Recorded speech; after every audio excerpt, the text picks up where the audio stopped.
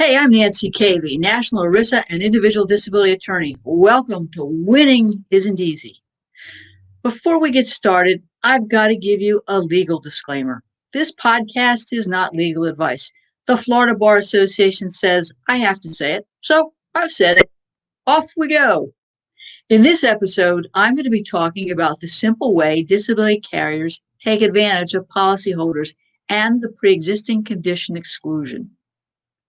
The myths that disability insurance policyholders believe about ERISA and individual disability insurance, and the truth. And we're going to take listeners' questions today.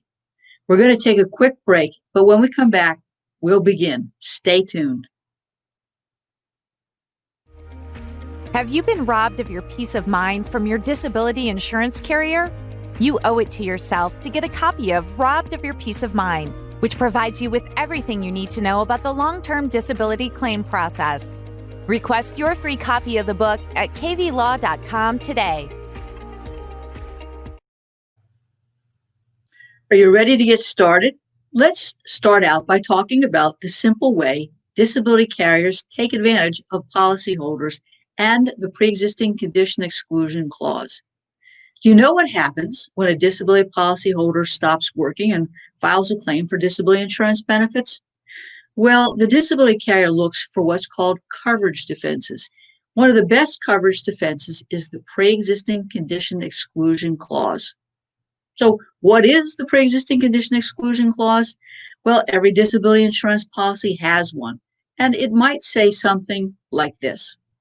Long-term disability coverage doesn't cover any disability that starts during the first 12 months of your current long-term disability coverage if it's caused or contributed to by a pre-existing condition. A disease or injury is a pre-existing condition if, during the 3 months before the date you last became covered, which is called the look-back period, you were diagnosed or treated or services were received for the disease or injury, or you took drugs or medicine prescribed or recommended by a physician for that condition. Wow, that's broad. And the practical result is if your disabling medical condition is pre-existing, your claim can be denied.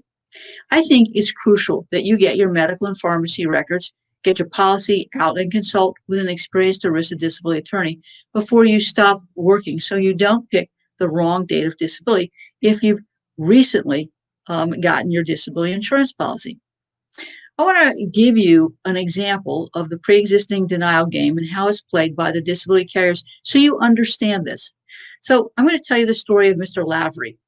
He was a regional facility manager for Restoration Hardware. He came under the care of his primary doctor for a lesion on his back. It'd been there for over 6 months. When he saw his PCP on April 14, 2014, which was in the look-back period in his policy, the doctor thought that he might have a basal cell carcinoma and referred him to a dermatologist. Now, the PCP didn't give him any treatment, didn't prescribe any medication. On June 10, 2014, after the effective date of his coverage, Lavery was seen by a dermatologist. They biopsied the lesion and they diagnosed a malignant melanoma. He stopped working and claimed disability on September 30, 2014. So what was key here? Well, what was key here was during the look-back period to determine what condition he saw his physician for, what medical treatment, diagnostic studies, or medication did he take? Was that condition and the medical treatment, diagnostic studies, or medication related to the medical condition that he was claiming as the cause of his disability? Now, that's the analysis that the carrier is going to use in every case. So let's talk about, in Mr. Lavery's case, was the malignant melanoma a pre-existing condition? And carriers are going to turn themselves inside out to make it a pre-existing condition. So Aetna's disability benefit manager decided that it wasn't, and that was supported by Aetna's internal clinical consultant. All good so far, but 4 days later, and without explanation, the supervisor noted that the benefit manager wanted the claim denied. because the initial appointment with the PCP subjected the claim to the pre-existing condition clause. So the supervisor overruled the manager, and as a result, the claim was denied. So Lavery appealed, and unfortunately, Aetna still couldn't figure it out. They had another internal clinical consultant look at the PCP records, and they recommended that the claim shouldn't be denied because the record was clear that Lavery wasn't diagnosed or treated for the disabling medical condition of malignant melanoma until after the biopsy. So the benefit manager said, look, the claim should be reinstated, but it got overruled again. Aetna denied the claim, but this time they changed the game. They said that Larry had gotten medical treatment care services for the disease or an injury which substantially contributed to the malignant melanoma. Okay. And to keep the games going, they changed the look back period to April 1st, 2014 through June 30, 2014, based on an amendment that the employer had made regarding the coverage start date for Larry and others. So you can see that Aetna overruled its own medical consultants, its own manager, and a supervisor ultimately made the decision. And even when it came back a second time, the benefit manager got overruled again, and they changed the entire game. You can imagine that Larry wasn't happy, and litigation commenced. And this case was heard by the First Circuit. And the First Circuit said, look, this whole denial is abuse of Aetna's discretion.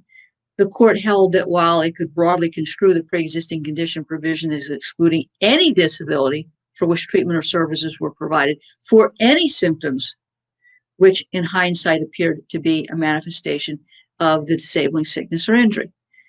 Now, that certainly is crappy, but the judge said, no, but wait a minute, I'm not done. Aetna's apparent conflict of interest in the way it handled the claim was an abuse of discretion. Aetna behaved like a conflicted party intent on advocating for a desired result, rather than a fiduciary explaining its decision. Well, duh, we can clearly figure that out based on the way that Aetna overruled itself. So the other issue in this case was whether Aetna could benefit from its violation of the Department of Labor regulations by changing the look-back period. As I said, one of the ways that the pre-existing condition game is played is to change the ball, the location of the ball, if you will. In this case, Aetna changed the look-back period for what it thought would be a guaranteed win. The First Circuit said, whoa, wait a second. Changing the look-back period at the last minute is a violation of ERISA regulations. And Lavery was prejudiced by this last-minute change and the unchallengeable claim of a new look-back period. So you can see that Aetna went to great lengths to try to ensure a win based on an application of the pre-existing condition clause. In my view, the lesson here is to closely review the look-back period and pre-existing condition terms of the policy. When did you get the coverage? When did it become effective? What's the period of the look-back period? And once you know that, you need to review the medical records, including your pharmacy records, to see whether or not anything happened in that time frame, and if so, whether it might fall into this very broad definition of a pre-existing condition. You never know what you're going to find and whether a claim is barred without careful analysis, and it can be hard to undo a denial based on the application of a pre-existing condition clause. And it's hard for a number of reasons. One is you've already declared a date in stone. You've got your medical records, which you're claiming supports the claim, yet you now are confronted with medical records or pharmacy records that after the fact show that you may have gotten treatment. And of course, you're probably not working anymore. So you can't go back necessarily and fix that date. That's why I think it's important that you have the assistance of an experienced ERISA disability attorney if you have just gotten your disability insurance coverage and you have a medical condition that may result in you filing a claim because you just don't really know how this pre-existing condition clause is going to play out. In the next segment, I'm going to do some myth busting. And you know that's one of my favorite parts of this series. And the myth is going to be, if you got your disability insurance coverage and you became disabled, you're not going to have any problems getting your disability insurance benefits. Stay tuned.